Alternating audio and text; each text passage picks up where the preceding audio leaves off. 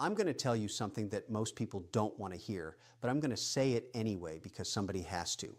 You're broke, not because you don't make enough money, not because the economy is rigged against you, not because you didn't get lucky. You're broke because you keep buying stupid things that are keeping you poor. And before you click away because the truth hurts, let me tell you something.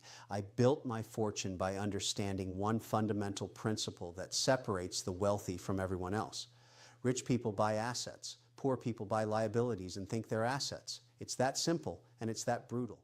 Now, I know what you're thinking. Here comes another rich guy telling me I can't have a cup of coffee.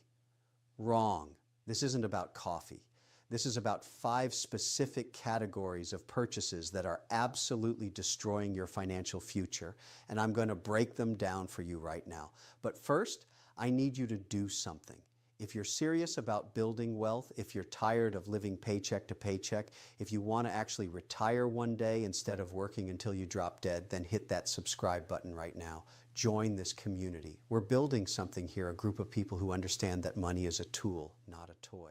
Let me start with the first thing you need to stop buying immediately. Brand new cars. Oh, this one makes people angry, but I don't care. Buying a new car is one of the dumbest financial decisions you can make, and I'm going to prove it to you with simple math. The second you drive that car off the lot, it loses 20 to 30% of its value. Gone. Evaporated. You just lit thousands of dollars on fire for the privilege of having that new car smell. Within the first year, you're down 30%. By year 3, you've lost 50% of what you paid. You're not buying transportation, you're buying depreciation wrapped in sheet metal. But here's what really kills me. People finance these cars. They take out loans at 5, 6, 7% interest to buy something that's losing value faster than ice cream melts in July. You're paying interest on an asset that's depreciating. That's financial suicide. And don't even get me started on the people who lease. Leasing is the absolute worst.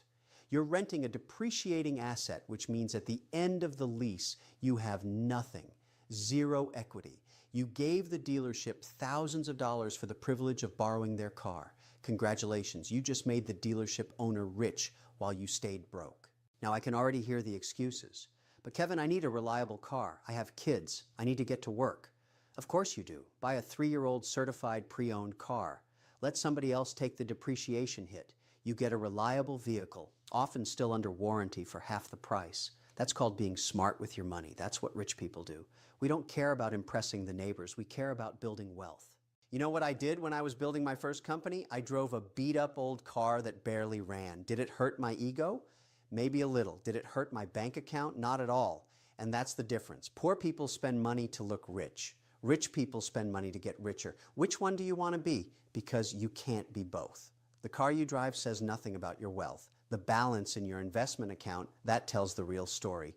And every dollar you waste on a new car is a dollar that's not growing in the stock market, not earning dividends, not compounding into your future. This is where people make their first critical mistake, and it sets the tone for every other bad financial decision they make.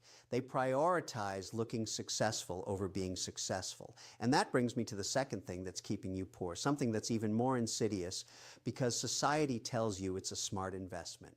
The second thing you need to stop buying is too much house. Now, this is going to upset a lot of people because we've been fed this lie for generations that your home is your biggest asset. Wrong. Your home is your biggest liability. Let me explain something to you. An asset puts money in your pocket. A liability takes money out of your pocket. Your house, the one you live in, takes money out of your pocket every single month. Mortgage payment, property taxes, insurance, maintenance, utilities, landscaping, repairs. It's a money pit, and the bigger the house, the bigger the pit. But Kevin, real estate always goes up in value, does it? Ask the people who bought in 2007 and watched their home values collapse. Ask the people who are underwater on their mortgages right now.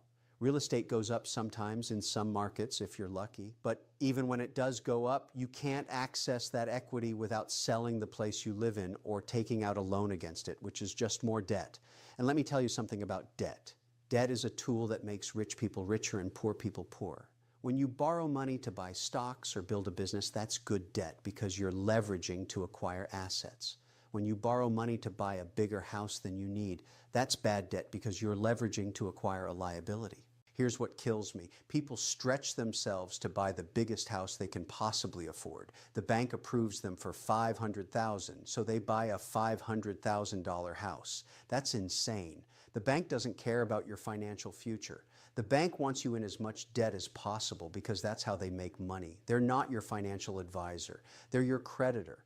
And creditors want you owing them for the next 30 years. That's 30 years of interest payments flowing into their pockets.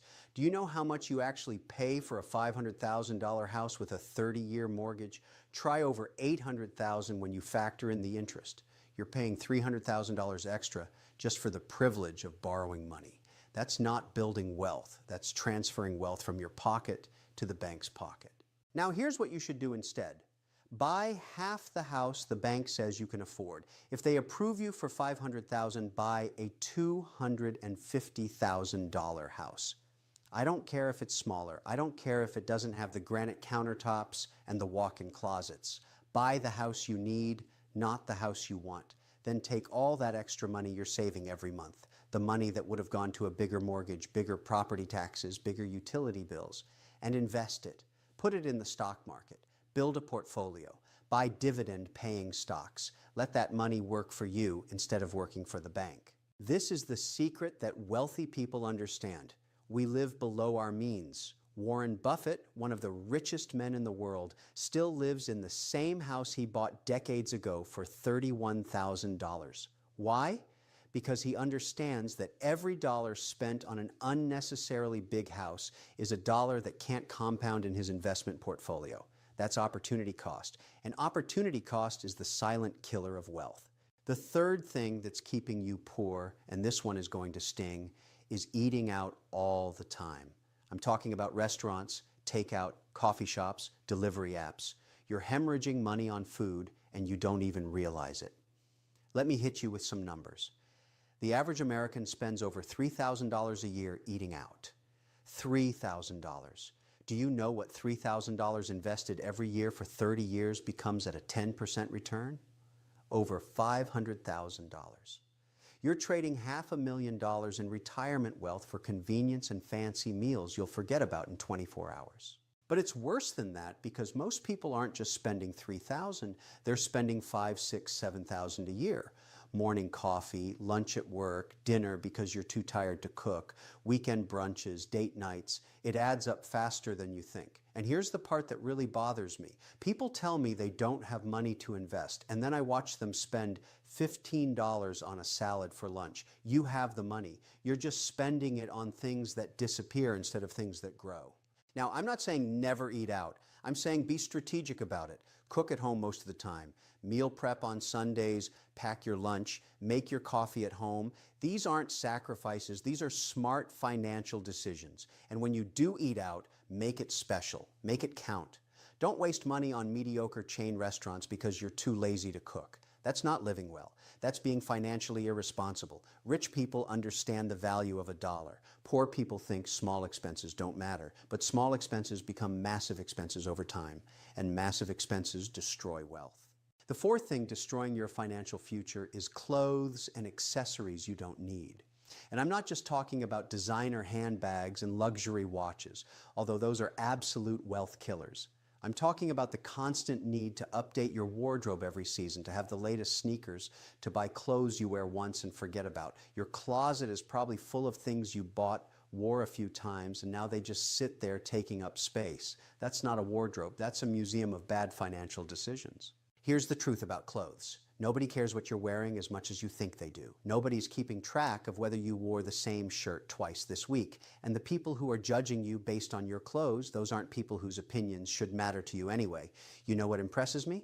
A fat investment portfolio, a growing net worth, financial independence, not a $1,000 pair of shoes that'll be out of style in 6 months. But this goes deeper than just clothes. This is about the mentality of consumption. We live in a society that tells you buying things will make you happy. New phone every year, new outfit for every occasion. Upgrade, update, replace. It's a trap designed to keep you spending and keep you poor.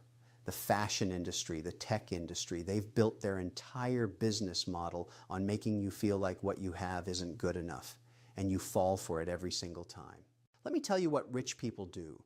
We buy quality items that last. We wear them until they actually wear out. We don't care about trends. We don't care about impressing strangers. A good suit, a good pair of shoes, a reliable watch. Buy once, buy quality, and move on with your life. Your money has better places to be than in some corporation's pocket because they convinced you that you need their product to feel valuable. You don't. Your value has nothing to do with what you wear and everything to do with what you build. Now, the fifth and final thing that's keeping you poor, and this might be the most important one, is subscriptions and memberships you don't use. Gym memberships you never use, streaming services you forget about, apps with monthly fees, premium subscriptions for things you could get for free, magazine subscriptions, software you don't need. It's like a slow leak in your bank account dripping away $10 here, $15 there, and you don't even notice until you actually sit down and add it all up. I want you to do something right now. Pull out your bank statement. Look at all the recurring charges. How many of them are you actually using? How many are you getting real value from? I guarantee you're paying for at least 3 to 5 things you completely forgot about. Cancel them today, not tomorrow, today. This is free money you're giving away to companies that are betting you're too lazy to cancel. Don't let them win. But here's the bigger issue. These subscriptions represent a mindset. They represent the idea that you need constant entertainment, constant access, constant stimulation. You don't. You need to build wealth. You need to invest in your future. Every dollar going to a subscription service you barely use is a dollar that's not working for you in the market. It's a dollar that's not compounding. It's a dollar that's not building your retirement. And when you're 70 years old and you can't afford to retire, you're going to wish you had canceled that streaming service you watch twice a month. So let me bring this all together for you. Stop buying new cars. Stop buying too much house. Stop eating out all the time. Stop buying clothes you don't need. Stop paying for subscriptions you don't use. These 5 things are the difference between being broke and being wealthy. It's not about your salary. I've seen people making $40,000 a year build serious wealth because they understood these principles. And I've seen people making $200,000 a year living paycheck to paycheck because they refuse to learn the choice is yours. You can keep doing what you're doing and stay exactly where you are, or you can make the hard decisions, cut the waste, and start building real wealth. It's not complicated, it's just uncomfortable. And most people choose comfort over wealth every single time. Don't be most people. Now, if this video opened your eyes, if you're ready to stop making excuses and start making money, I need you to take action right now. Smash that like button. Tell the algorithm that this content matters. Leave a comment below and tell me which of these 5 things you're guilty of. Be honest. We're